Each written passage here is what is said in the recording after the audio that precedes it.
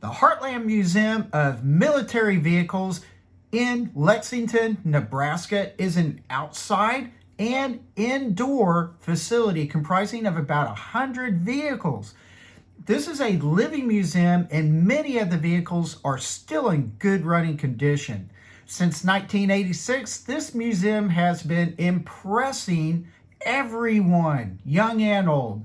Let's take a closer look at this fantastic array of military vehicles, historic artifacts, and displays. Welcome! Hope you're doing great. I am Burke, and this is just going to be a neat video. I really think you're going to like it. I would really appreciate it if you could subscribe down below. Thank you very much for that. And let's get into a military frame of mind.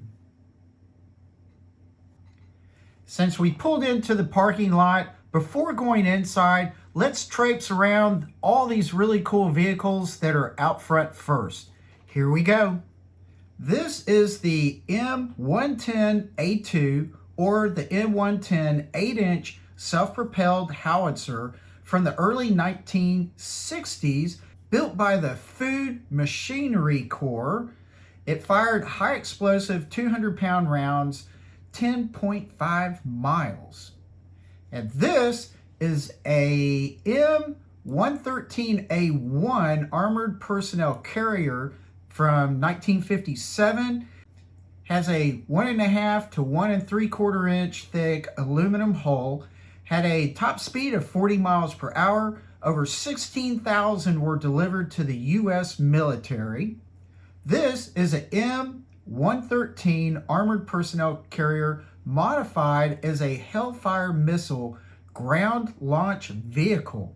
Pretty cool. This was a concept vehicle, one of one, built in 1989.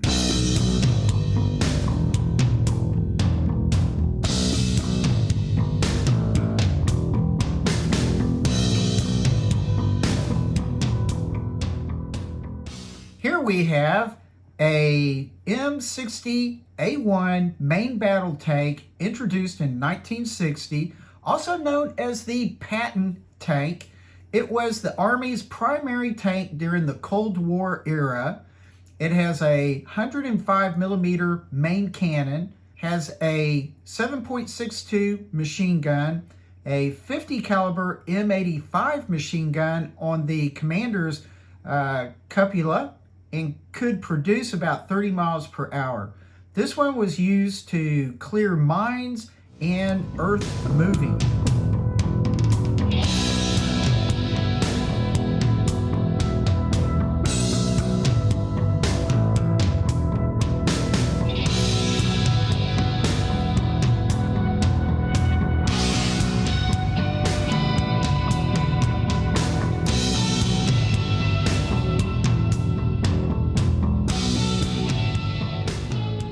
Well, right around the corner here is a M4A3 Sherman, built from 1941 to 1945. Normally had a 75 millimeter cannon and a 30 caliber machine gun up front. This was the most produced tank in American history, with 49,324 made, including variants.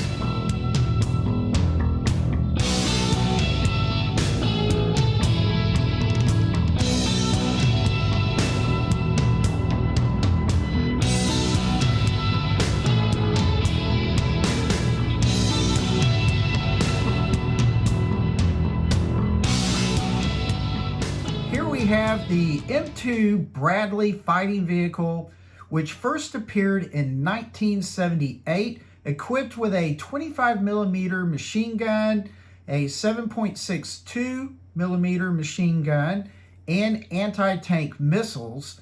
This thing is a beast, very handy.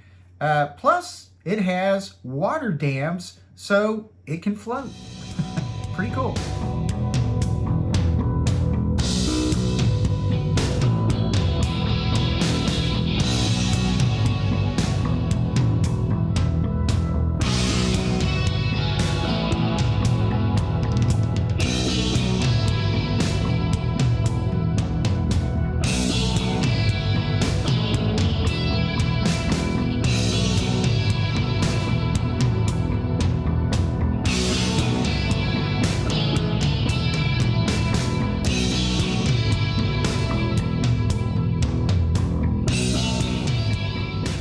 lot of neat vehicles in the yard that had been adapted for farm use. So those were very interesting to see.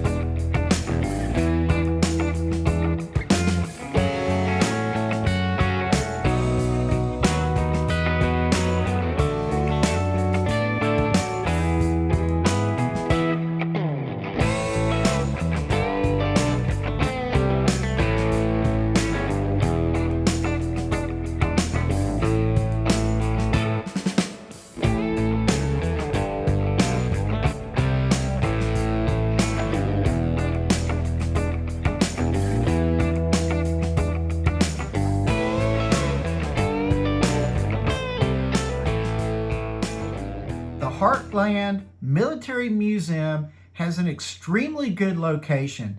It is right off Interstate 80 in Lexington, Nebraska. You just can't miss it. It's on the north side of the road.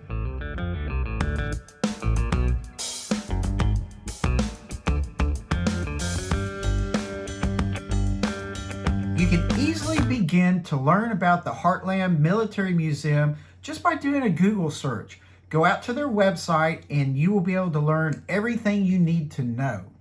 The museum was originally formed in 1986 by 4 friends who had been taking their restored vehicles to Veterans Day celebrations across Nebraska. People were so impressed with what they were doing, they began adding vehicles to their collection, many of which have been acquired within the 150-mile radius of Lexington. Some were being used by farmers when tractors were rare in the 1940s and 1950s. In 1991, the site was obtained for the whole facility. They now have about 100 restored vehicles. Many are extremely rare. Yes, you can touch and inspect many of them. Displays of artifacts are extensive and extremely good. And they have a very large library for themselves and for anybody else who needs references on how to do restorations on military vehicles. I really hope you can take the time to give them a visit. They are open Monday through Saturday, 10 to 5, Sunday, 1 to 5. Entering the front door, you will probably just stand there a minute due to the impact of the immense amount of displays and visuals attacking you without remorse. Of course, there is merchandise. Yes, yes, yes.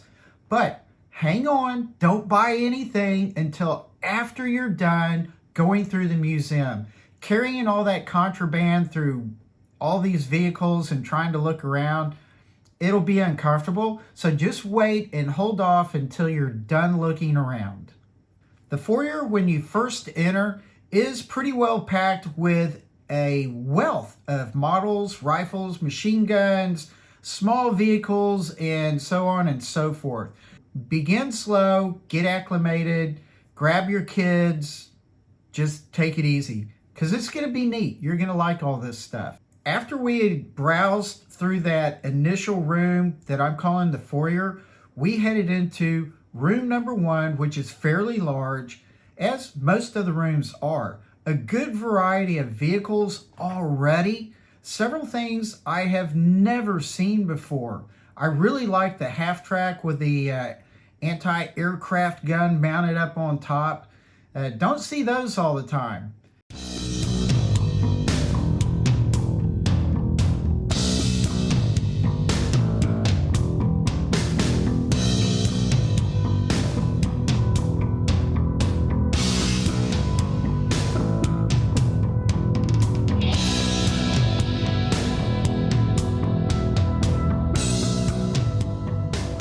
This cool little tractor is a Clark C1 airborne dozer. Designed and built in early World War II, they were carried by small transport planes. It had 28 horsepower, drove at 5 miles per hour, and they were often hooked up together in order to really plow through and get their job done more expediently. I saw along the back wall something interesting that I had to take a peek at. This is the Huey Cobra gunship that just had really caught my eye. I think these things are cool. Huey was a nickname for helicopter utility, basically.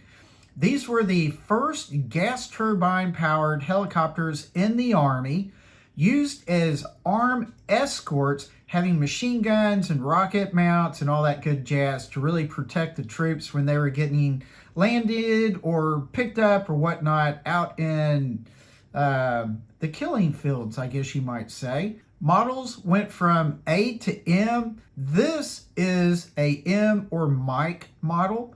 There were only 767 of these helicopters built, making this unit fairly rare. Room number 2. When I entered into this room, I was immediately gravitated towards the MASH display. I grew up watching the TV series MASH, so this was just really kind of a fun thing to take a look at. The helicopter is a jewel of an item.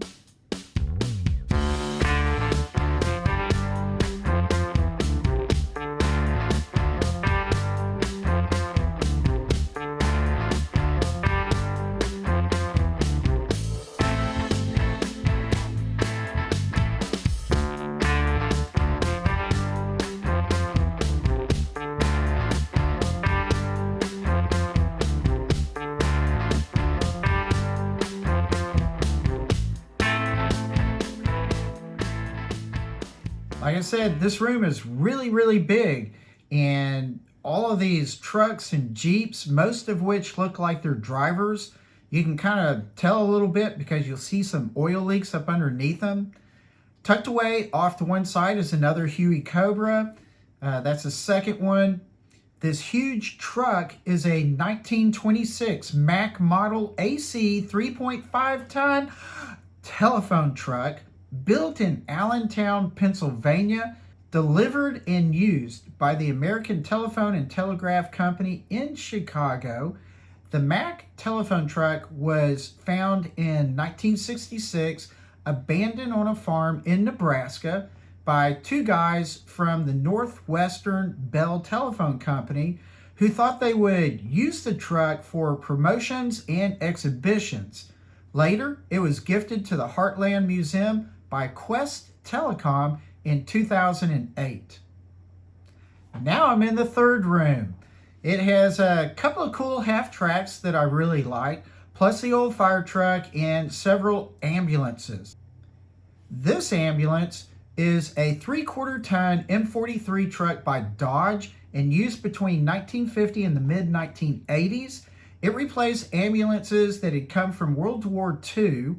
It was lightweight and could carry 4 patients or 6 ambulatory patients plus 1 attendant. Had 78 horsepower and a top speed of 55 miles per hour. This neat little 1.5 ton fire truck was built in 1942 by American LaFrance. These were low cost, very dependable, and used a 500-gallon tank. And let me tell you, a 500-gallon tank for a big fire, that can just disappear in a heartbeat. So I presume they had a bunch of these. I was very interested in the half tracks. I just think these are really cool vehicles. This green M2 half track, the Tormentor, was built in 1939 by White Motor Company with a 160 cubic inch engine producing 147 horsepower. These were typically used for moving about 10 soldiers and reconnaissance. This one was found on a ranch in Nebraska again before being donated to the museum. This is another M2 half track, a desert variety. Now, in total, 11,000 of these were built by just 2 companies between 1941 and 1943. The maximum speed was 40 to 45 miles per hour, range 175 miles. on a full tank of 60 gallons. I'm going back to room number 2 for good reason. 10 feet high, 10 feet wide is this M3 Bradley fighting vehicle. How awesome is this beast? Like a lot of military vehicles of all types, this thing seems to be built for little people like me. A little bit about the M3 Bradley as we peek around inside. First off, there is the CFV and the IFV, cavalry fighting vehicle and infantry fighting vehicle, respectively. These were built to support personnel carriers. Their versatility of firepower has been enhanced by its ability to swim, so they can float a little bit.